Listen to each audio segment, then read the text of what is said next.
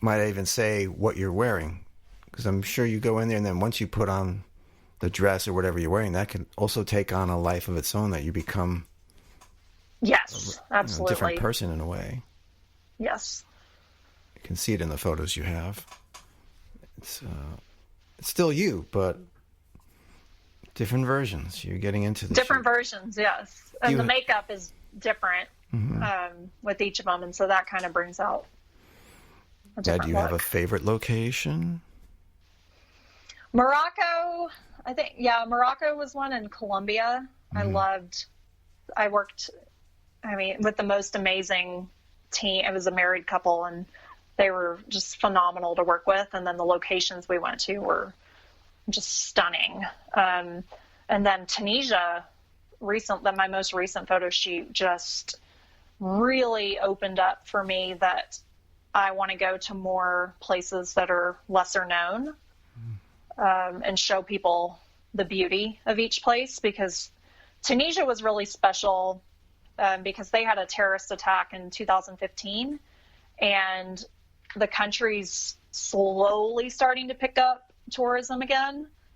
And while it's I felt perfectly safe going there, I still got, and same with Morocco, I still got a lot of pushback and comments from people like, oh, you can't go there as a woman by yourself, and you got to watch out. You got to be careful, or there's terrorists there, just like all this commentary, just people. And I don't watch the news, so I think that helps, because I just go places open, like, oh, I'm just excited to go to this country and see what they have to offer for me. But it really did spark something in me that now, I do have a vision of going to certain places, and a lot of those places are places that people would consider a little more dangerous. But maybe when you're there, right, everything will align and you'll get that perfect photo shoot. Well, I always believe too that you attract the energy that you put out, and so I find that wherever I go, that's very I'm true. just matched with that. It definitely, and actually, I would say it shows a lot in your photos. You can feel like just by the photo, you can feel there's a certain energy between you, the photographer, the city you're in, and that's special. You can create that everywhere you go. Let's see, those Morocco and Tunisia shoots, really, I like those. Those are two of my favorite shoots. Oh, thank you. You're welcome. Now, some people say that modeling is not an art. How do you change their minds on that? I think, it's kind of like the same thing like saying cheerleading's not a sport. It's left to, I think it's the interpretation of the viewer, and I think anything can be created or deemed as art. And especially with doing photos, now I think I've done 11 photo shoots between like the US, and I've done 8 international shoots now. And so I've learned, and of course with experience, you gain more skills and get better at crafting your art over time. But in the very beginning, and even now, I would say, I still, every time I get into a specific mindset of what I want my photos to embody, I choose words or an intention around each photo shoot so that I'm walking into it clear, like this is what I want these photos to embody. And I think that's something that definitely there is an art to doing that. Because like it creates variety in that sense. And I think you can see, like you said, in certain photo shoots, they're different. There's just a different air about it from one to another. So like, say, for Morocco, what words did you use for that photo shoot? Morocco was inspiration and I think radiant. Yeah, it was like radiance and inspiration. And so I wanted to embody kind of like a bright light, like a shining light. Well, that's a whole new level to those photos. So what about Tunisia? What kind of words did you have? Yeah, Tunisia was similar. It was in the level of like mystical and magical, because there was something like, and a lot of times it happens when I see the outfit I'm going to wear. And as soon as I saw the first outfit, which was a traditional Tunisian wedding dress, I was like, I feel like royalty. Like I really felt like a princess. And so it kind of took on that air of carrying myself a little differently as I was walking around. And so I think there's a different level of confidence I feel in those photos as compared to some of the other shoots. And so what other destinations are in your list? So I would like to go back to Southeast Asia, because I didn't do any photo shoots when I was there. So Vietnam and Japan are high on my list for that region. And then India and Pakistan are both up there. And then my dad can't hear this, but I really want to go to Iran at some point, because there's something about Persian culture that from a young age, I've always been drawn in by it. The mosaics, their eyes, there's something so captivating about just their beauty. And I feel like each person, when you look into their eyes, there's a story there. And that's anywhere in any human that you meet, but there's just something there about that. And I've met several Iranians in my travels, and they're all just some of the most hospitable, kind people that I've met. And it's so different than what the media portrays. But you also thought it might be a good idea to have people book some of these adventures. And is that where the Wandering Aunt came about? Wandering Aunt actually started, that was my blog. I started it 4 years ago. And I'm an aunt to 4 nieces and a nephew. And so I thought it would be fun to incorporate travel and being an aunt. And so it started out blogging. And then I've just kind of used my site to expand. And I have like a travel design aspect of my business. I lead retreats, and the whole premise that my platform is built on is being seen and gaining confidence and really owning who you are. And so I offer my photo shoot experiences for others as well, so that they can really step into their own unique beauty and style and what makes them unique, because each person is different in their own way. Like, nobody's photos are going to look like my photos. My photos aren't going to look like anybody else's. They're going to look like you. It'll look like whoever the person is in the photos. And so I help people uncover who that person is.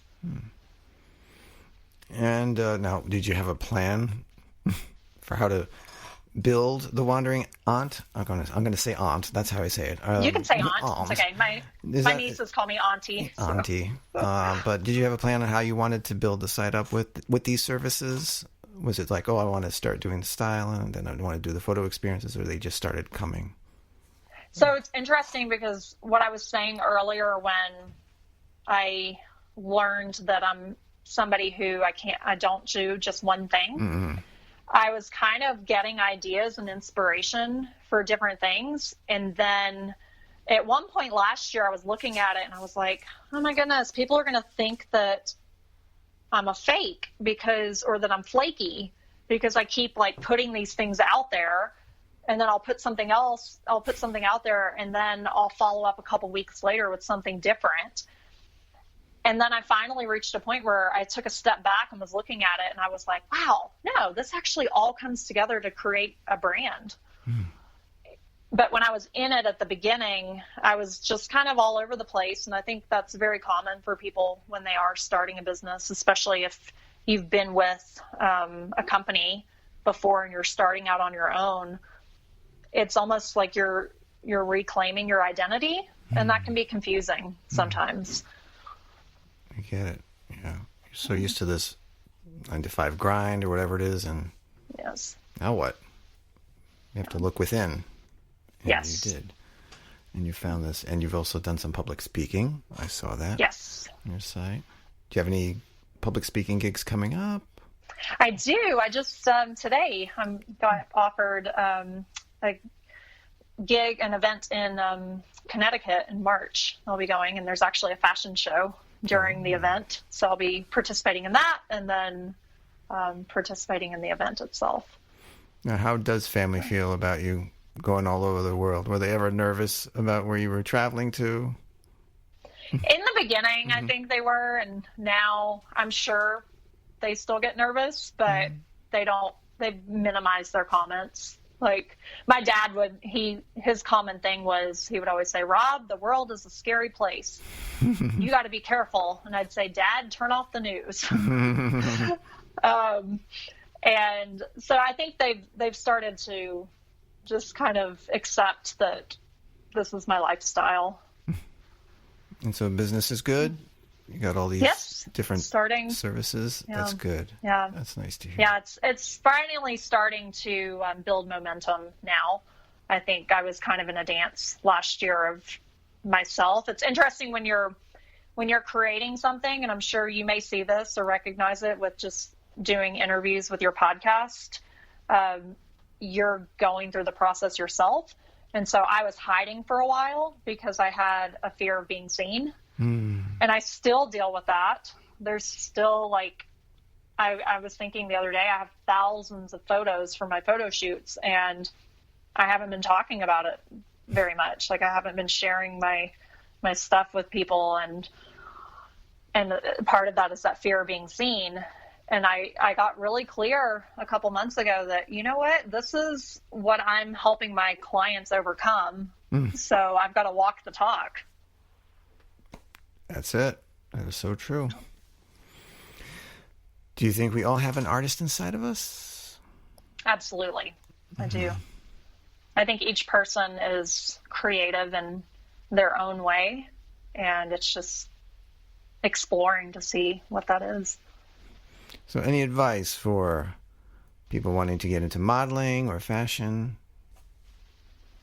Yeah, and this goes for anything you're creating. Mine started as a hobby. So if it's something that sounds of interest to you, try it and see how you like it. So put yourself in the experience before you shut yourself down and say that's not going to work. So if you're interested in fashion or modeling, try it on. Book a photo shoot. Just hire a local photographer and allow yourself to be in that role and see what it's like to be in front of the lens instead of behind the lens. It's really nice, too. You look for local photographers right away and local stylists. Yes. And that's just been a conscious thing from the beginning. You wanted to work with the local talent to get the flavor, I'm guessing, of what that... Yes, to get the flavor and then also support local economies. Local artists, because they matter. Local artists, they do. And where can people connect with you and your work online? Yes, so it's pretty simple. It's Wandering Ant, AUNT, and that's my website, Instagram, Facebook, all of that. You can see it all there. And my final question, why does art matter? Art allows each person to tap into their self-expression. And I think when you look at children, especially, you see how self-expressed and fearless they are. And we lose that at some point. We can kind of let go of that and start becoming self-conscious or getting in our head about something or thinking, oh, that's something that I did when I was a child, but I don't do that now. And so I think that art really helps you to tap into your inner child and really allow yourself to express in a way that you maybe otherwise would have continued to block. Why do you think as we get older, it's not enough? This adult life comes on and we have to shed this childish creative side. Why do you think we do that? I think it's part of it is being in the grind, and we